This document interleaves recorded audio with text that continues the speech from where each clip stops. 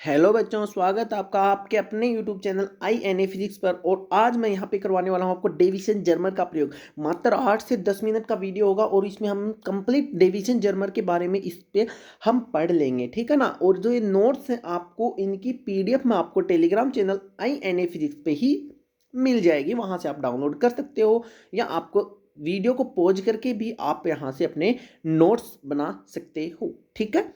देखो तो deviation Germer देखो, इस प्रयोग में ठोस द्वारा इलेक्ट्रॉन का प्रकीर्णन इस प्रयोग में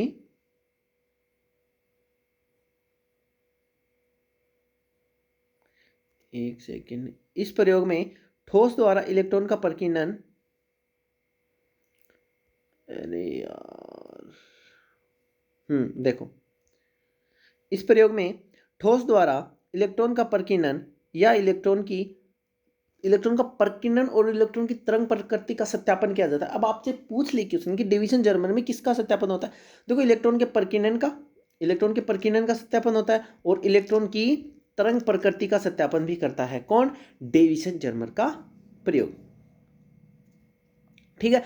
इलेक्ट्रॉन गन से उत्सर्जित इलेक्ट्रॉन पुंज को एक निकल क्रिस्टल, आपसे पूछ ली किस धातु के क्रिस्टल का उपयोग किया जाता है, तो निकल के क्रिस्टल का उपयोग किया जाता है। परावर्तित कराते हैं। यह क्रिस्टल या त्रिविमीय अक्ष किसी निश्चित कोण पर के अनुदिश कटा होता है। यह क्षेत्र गन से प्राप्त इलेक्ट्रॉन पुंज को विवर्तित कर देता है, ठीक है ना। ये ज़्यादा इंपॉर्टेंट बात नहीं है, इसमें जो इंपॉर्टेंट बात होती है वो मैं आपको बताते जाऊंगा कि कौन सा आपको नोट डाउन करना है, कौन सा आपको याद रखना है। तो एक दो मैंने अंडरलाइन कर रखा है। देखो, ये इस प्रयोग में इलेक्ट्रॉन के प्रकीर्णन और इलेक्ट्रॉन की तरंग प्रकृति का सत्यापन होता है। फिर दूसरी बात, किस क्रिस्टल का उपयोग करते हैं, तो निकल क्रिस्टल का उपयोग करते हैं। यहाँ तक ठीक है। आगे देखो, ये दोनों बातें आपको याद रखनी। ये आपका डायग्राम किसका भाई, किसका पढ़ रहे हैं, डेविसन जर्मर का प्रयोग कर रहे हैं, तो उसका डायग्राम है ये। अगला देखो, इलेक्ट्रॉन के विवर्तित पुंज को संसूचक ग्रहण करता है। संसूचक क्या करता है? ग्रहण करता है।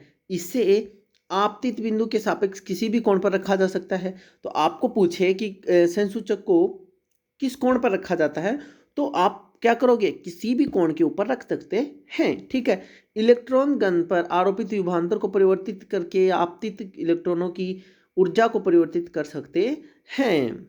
समझ गए ना? इलेक्ट्रॉन गन का पर आरोपित विभवांतर को परिवर्तित करके आपतित इलेक्ट्रॉनों की ऊर्जा को परिवर्तित कर सकते हैं। देखो, परिवर्तित इलेक्ट्रॉनों के विभवांतर को परिवर्तित करके और आपतित इलेक्ट्रॉनों की गतिज ऊर्जा को परिवर्तित कर सकते हैं, ठीक। ये सबसे मोस्ट इंपॉर्टेंट है। ये जो लाइन आपकी यहाँ पे मैंने अंडरलाइन कर रखी है, ये सबसे मोस्ट इंपॉर्टेंट लाइन है। एग्जाम में एक बार नहीं, बार बार पूछी जाती है। देखो क्या होती है, चीर समत भौतिकी के अनुसार सभी प्रकीर्णन कणों पर विवर्तित इलेक्ट्रॉन पुंज की तीव्रता समान होगी। परंतु डेविसन तथा जर्मर ने अपने प्रयोग में सिद्ध किया कि भिन्न भिन्न कोणों के लिए प्रकीर्णित इलेक्ट्रॉनों की तीव्रता भिन्न भिन्न होती है। और इन्होंने क्या प्रूव किया कि विवर्तन कोण जब 50 डिग्री होता है, तो विभवांतर 54 वोल्ट होता है। यही पूछेगा आपसे। ये या तो ये पूछ ले कि इलेक्ट्रॉन पुंज की डेविसन जर्मर के प्रयोग में इलेक्ट्रॉन पुंज की मैक्सिमम जो तीव्रता है, इंटेंसिटी होती है, वो कितनी होती है, तो 54 वोल्ट होती है। कितने एंगल पर? 50 डिग्री पर। ये बात आपको याद रखनी है, इस बात को आपको कतई भी नहीं भूलना है।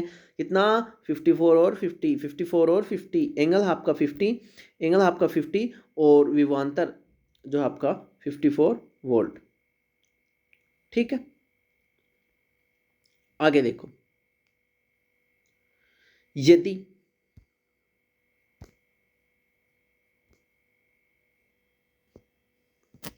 यदि इलेक्ट्रॉन से संबंध डी ब्रोगली तरंगें यदि इलेक्ट्रॉन से संबंध डी ब्रोगली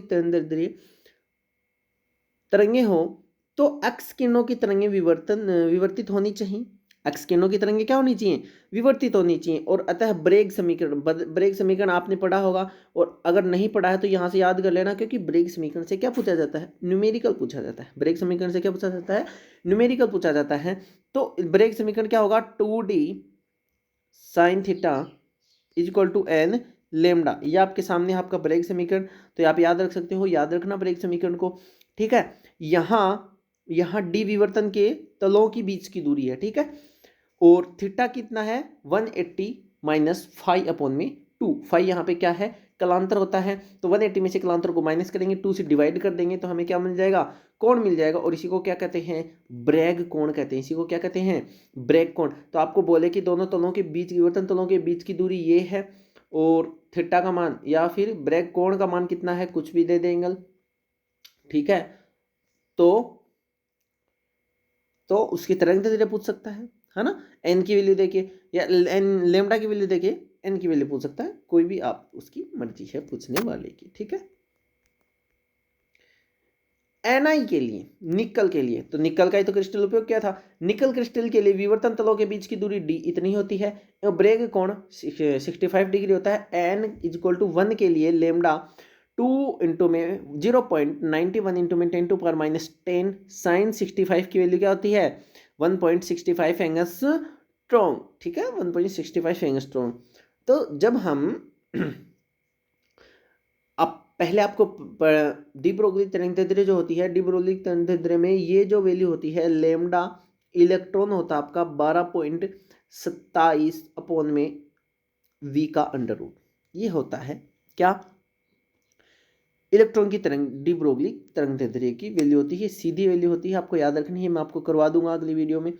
तो lambda is equal to 12.27 upon में अंडर रूट वी। अब v की वैल्यू कितनी है, देखो मैक्सिमम कितनी बताई थी आपको, 54 जब इसमें पुट करते हैं, 54 जब इसमें पुट करते हैं तो कितना आता है 1.67 एंगस्ट्रॉम। इस प्रकार डी ब्रोगली तरंग दैर्ध्य का क्या होता है, सत्यापन होता है। डी ब्रोगली की जो कल्पना थी उसका क्या होता है, सत्यापन होता है। मतलब क्या है, सत्यापन का मतलब क्या है कि डी ब्रोगली के अनुसार तो इसकी तरंग दैर्ध्य इतनी होती है, और डेविसन जर्मर के अनुसार इतनी होती है, तो लगभग देखो अप्रोक्सीमेट सेम है, 1.67 1.65, ज़्यादा अंतर नहीं है, 0.02 का डिफरेंस है, तो वो कोई बड़ा डिफरेंस नहीं माना जाता है, तो इसलिए लगभग सेम है, और इस प्रकार डी ब्रोगली की परिकल्पना का सत्यापन होता है। ठीक है, अब यही तो डी ब्रोगली की कल्पना थी कि इसकी इतनी होती है एंगस्ट्रॉम, इसकी लेमडा। ठीक है, तो ये इतना आ गया तो लगभग समान हो गया, तो डी ब्रोगली की परिकल्पना का क्या हो गया, सत्यापन हो गया। आगे देखो, ब्रेग के सूत्र को अंतर परमाणुक डी, दूरी डी मतलब एवं कोण फाई के रूप में भी लिखा जा सकता है, फाई कोण के रूप में भी लिखा जा सकता है। तो फाई कोण के रूप में भी कैसे लिखेंगे, तो आपको ये कैलकुलेशन जो दे रखी है ये आपको याद नहीं करनी है, आपको सीधा समीकरण याद रखना है, D sine phi is equal to lambda, D sine phi is equal to lambda, D sine phi is equal to lambda. ठीक है, D sine phi is equal to lambda, इस बात को नोटिस कर लेना, D sine phi is equal to lambda, D sine phi is equal to lambda. ठीक, रख सकते हो ना याद, ठीक है, याद रख सकते हो तो चलें। तो देखो ये देखो, ये दिख रखा विवर्तन कोण, ये आपको याद रखना है, हमेशा कभी भी नहीं बोलना है, पहले बता देता हूं, इसको कभी भी नहीं बोलना है, याद ही रखना है, तो मतलब याद रखना ही है। ठीक है ना, ओके बच्चों, ठीक है, ये हो गया आपका Davisson Germer complete. Davisson Germer में बस इतना ही था। अगर कोई भी क्वेश्चन आता है तो जो मैं अंडरलाइन कर रखा है, जो मैंने अंडरलाइन कर रखा है वो भी अगर आपने याद कर लिया तो डेविसन जर्मर में आपको कोई प्रॉब्लम नहीं आएगी। ठीक है, इसके जस्ट बाद हम लेके आ रहे हैं डी ब्रोगली परिकल्पना की मजेदार वीडियो। ठीक है, देखते रहिए INA फिजिक्स।